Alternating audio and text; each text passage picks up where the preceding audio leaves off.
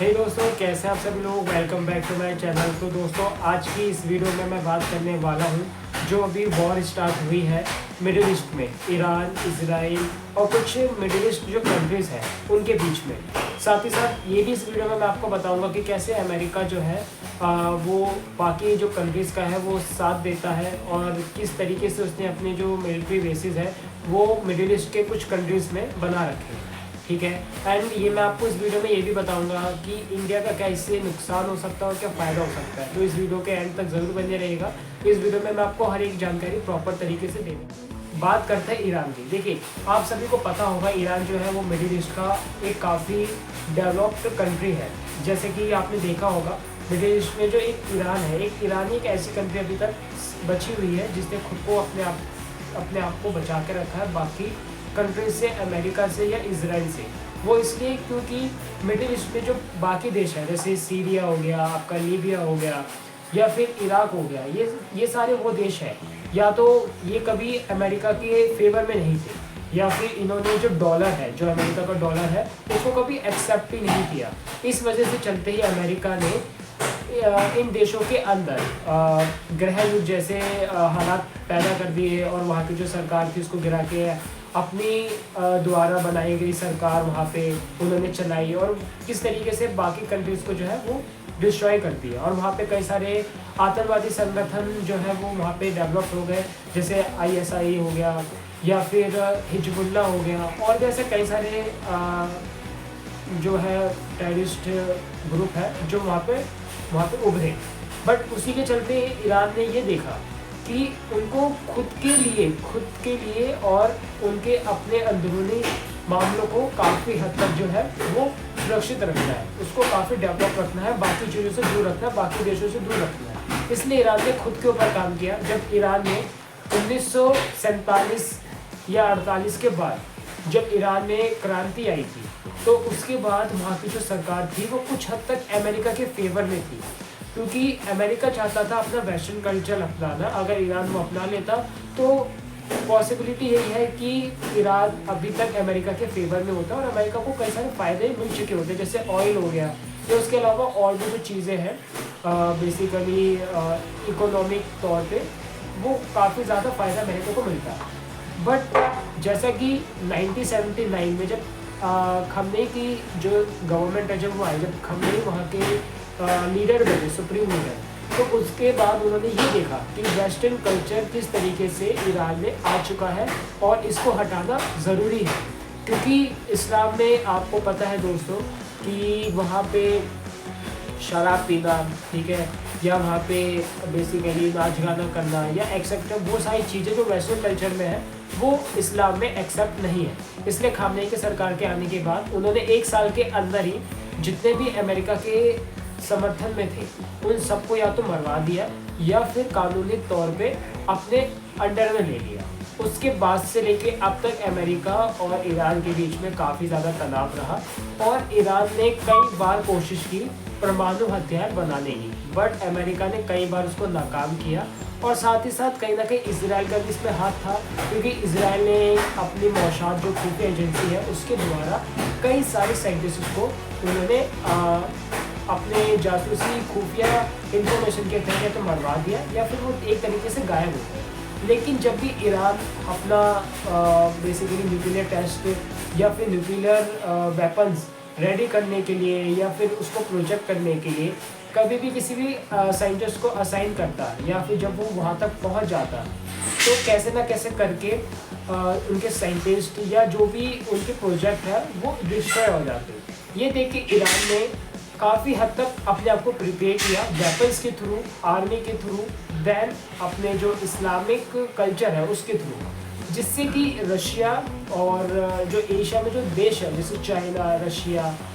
ये भी चाहते थे कि ईरान अपने लिए काफ़ी ज़्यादा हद तक डेवलप हो और इन कंट्रीज ने भी इनका साथ दिया। क्योंकि मिडिल ईस्ट से अगर ईरान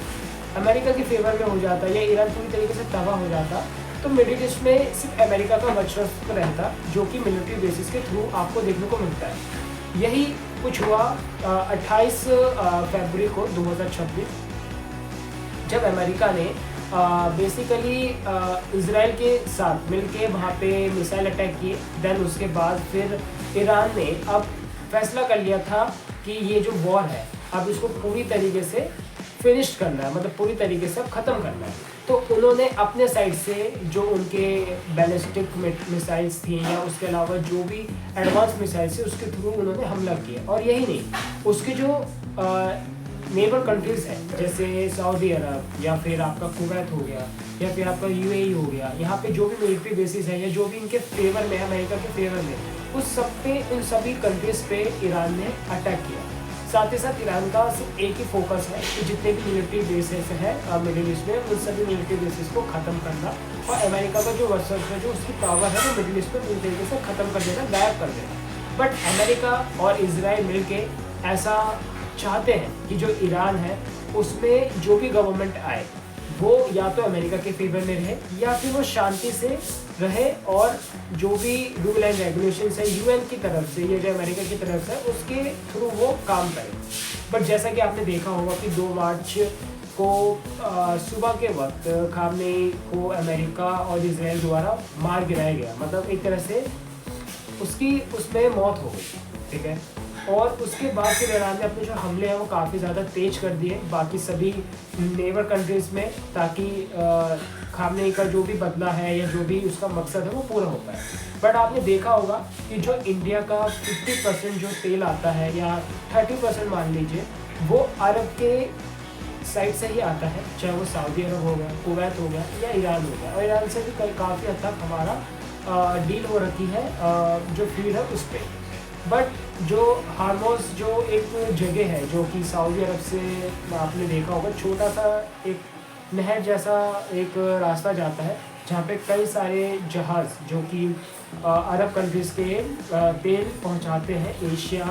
और जो भी मिडिल ईस्ट के जो भी देश हैं वहाँ तक। तो उस पूरे रास्ते को ईरान ने बंद कर दिया है और वहाँ से जो भी तेल की जो सप्लाई थी वो पूरी तरीके से बंद हो गई। और ईरान का कहना है कि अगर कोई भी कंट्री वहाँ से तेल ले जाने की कोशिश करेगा तो वो उस जहाज़ को डुबो देंगे या फिर डिस्ट्रॉय कर देंगे। तो जाहिर से देखने को यही है कि ईरान चाहता है कि उसके साथ और भी देश आए, क्योंकि ईरान के पास जो तेल है उसका यूज़ कई सारी कंट्रीज़ भी करते हैं। तो जितने सपोर्ट में ईरान के और कंट्रीज़ होंगी तो ईरान को और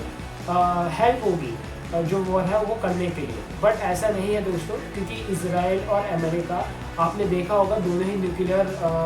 जो बेसिकली कंट्रीज़ हैं और उनके पास एडवांस टेक्नोलॉजी और वेपन्स हैं। तो बहुत सारी कंट्रीज़ जाहिर सी बात है ईरान के साइड नहीं आना चाहेंगी। यहाँ तक कि जो उसके पड़ोसी जो देश थे वो भी उससे काफ़ी ज़्यादा नाराज़ हैं और गुस्से में हैं, क्योंकि ईरान ने मिलिट्री बेस पे तो हमला किया बट वहाँ के लोग भी मारे गए हैं इस वॉर में। अब इंडिया को इसका नुकसान ये है कि ईरान से जो पेट्रोलियम इंडिया आता है, ठीक है, जो उसका एक्सपोर्ट का जो भी बेसिकली पैसा लगता है, जो भी खर्चा आता है वो काफ़ी कम आता है, क्योंकि ईरान से और इंडिया तक का जो डिस्टेंस है वो काफ़ी ज़्यादा हद तक कम है। बट वही अगर पेट्रोलियम रशिया से इंडिया आता है तो काफ़ी ज़्यादा इंपोर्ट का जो है बेसिकली आप देख सकते हैं खर्चा लग सकता है, क्योंकि रशिया और इंडिया का जो डिस्टेंस है वो काफ़ी हद तक समुद्री रास्ते से दूर है। क्योंकि रशिया से अगर कोई भी इंपोर्ट इंडिया करता है तो बेसिकली क्या रहता है कि रशिया को अपना जो सी है वहाँ से होते हुए, फिर जापान की सी से होते हुए, फिर चाइना सी होते हुए उसको बेसिकली पूरा जो पैसिफिक ओशन है वो पार करते हुए देन इंडोनेशिया और मलेशिया के जो बीच में जो बेसिकली एक रोड सी जाती है, रास्ता जो जाता है वहाँ से क्रॉस होके फिर उसको हिंद महासागर यानी कि इंडियन ओशन तक आना पड़ेगा, जो कि काफ़ी लंबा पड़ जाता है। बट कहीं ना कहीं रशिया इंडिया का दोस्त रहा है, तो इसी वजह से जो उसके दाम है पेट्रोल के वो बेसिकली कम ही रखता है रशिया, जो कि अगर वो इंपोर्ट करता भी है इंडिया बेसिकली रशिया से, तो बेसिकली जो ऑलरेडी जो ऑयल के जो रेट है जो रशिया ने कम कर रखे हैं वो वहाँ से इंपोर्ट एक्सपोर्ट से लेके इंपोर्ट तक में सेम ही एक तरह से पड़ जाता है। तो बेसिकली लॉस यहाँ पे ना रशिया को है ना इंडिया को है, क्योंकि बेसिकली इंडिया रशिया का काफ़ी अच्छा दोस्त रहा है। तो इसी बेसिस से जो रशिया है वो इतना लॉस इंडिया के लिए ले लेता है, उससे कोई इशू नहीं रहता है। बट कहने का मतलब ये है, ये जो वॉर अभी स्टार्ट हुई है 28 फरवरी से, बेसिकली स्टार्ट हुई 28 फरवरी से हुई थी। कुछ लोग कहते हैं 1 तारीख से 1 मार्च से हुई है, बट 28 फरवरी से स्टार्ट हुई है। और अभी अंदाज़ा लगाया जा रहा है जो वॉर है ये पूरे 100 दिनों तक चलेगी। यानी कि इसका मतलब ये है कि जो भी मिडिल ईस्ट में जितने भी बेसिकली इंपोर्ट एक्सपोर्ट इंडिया करता है, चाहे वो छोटी चीज़ें हो या बड़ी चीज़ें हो, उसमें काफ़ी हद तक जो है इंडिया को लॉस हो सकता है। यही नहीं, शेयर मार्केट में भी काफ़ी ज़्यादा लॉस हो सकता है, क्योंकि आपको भी पता है कि अगर पेट्रोल के दाम बेसिकली बहुत ज़्यादा बढ़ जाते हैं तो उस बेसिस पे बाकी जो बेसिकली जो चीज़ें हैं, चाहे वो खाने पीने की हो या फिर वो बेसिकली टेक्नोलॉजी से हो या किसी कंपनी से हो, तो उनमें भी काफ़ी इम्पैक्ट आता है, उनके शेयर्स में भी काफ़ी इम्पैक्ट आता है। बट देखना यह है कि इंडिया ने, आपने देखा होगा कि किसी भी हद तक इंडिया ने किसी भी कंट्री का सपोर्ट नहीं किया इस वॉर में। इंडिया का हमेशा से एक ही रोल रहा है कि न्यूट्रल रहना, यानी कि चाहे वॉर सामने से हो रही हो या दूसरी तरफ से हो रही हो, सबको बेसिकली बैलेंस रखना और ये युद्ध ना हो, ये युद्ध बेसिकली शांति से जो है इसका हल निकले और ये ख़त्म हो, ठीक है। तो अब आने वाले दिनों में देखना ही होगा कि जो बाकी चीज़ों के जो प्राइसेस हैं वो कितने बढ़ते हैं इंडिया में, चाहे वो पेट्रोल हो या बाकी चीज़ों को लेके हो। बट ये है कि ये जो वॉर है अगर ज़्यादा दिन तक चलती है तो इससे ज़्यादा इम्पैक्ट इंडिया को हो या ना हो, बट मिडिल ईस्ट और बाकी जो countries middle east and Israel या फिर ईरान के जो प्रोडक्ट्स हैं इम्पोर्ट और एक्सपोर्ट पर निर्भर हैं, उन पर काफ़ी ज़्यादा असर पड़ सकता है। साथ ही साथ दोस्तों मैं ये भी बता दूँ कि बेसिकली क्या है कि अभी आपने देखा होगा जो वॉर चल रही है, इस वजह से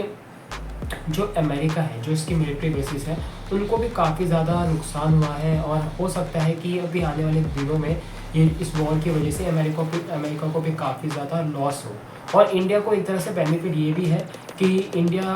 किसी भी वॉर में किसी भी कंट्रीज़ के साथ जुड़ा हुआ नहीं है, वो न्यूट्रल रहता है। और जब तक इंडिया वॉर से दूर रहेगा, वो अपने बेसिकली कंट्री के लिए इंडिया खुद डेवलप हो पाएगा, आत्मनिर्भर हो पाएगा और बाकी चीज़ों पे भी फोकस कर पाएगा, जैसे चाइना, रशिया, बाकी कंट्रीज़ भी करते हैं जिनको वॉर से मतलब नहीं है, ठीक है। तो ये आने वाले दिनों में देखा जाएगा। बट मैं यही कहूँगा दोस्तों कि ये जो वॉर है ये जितने दिन तक चलेगी उसमें हर कंट्रीज़ को कोई कुछ ना कुछ लॉस ज़रूर होगा। और फाइनली जो वॉर है ये बेसिकली ख़त्म हो जानी चाहिए, क्योंकि किसी का भी लॉस ना हो इस वॉर में और सब शांति से रहे। मेरा तो यही कहना है। बाकी अगर आपको ये वीडियो अच्छी लगी हो तो इस वीडियो को शेयर कीजिएगा और लाइक कीजिएगा। बाकी अगर आपका कोई भी बात हो जो आपको इस वीडियो में पूछनी हो या आपको लगता है कि उस चीज़ के लिए आपको बोलना चाहिए तो आप कमेंट कर सकते हैं। बाकी थैंक यू।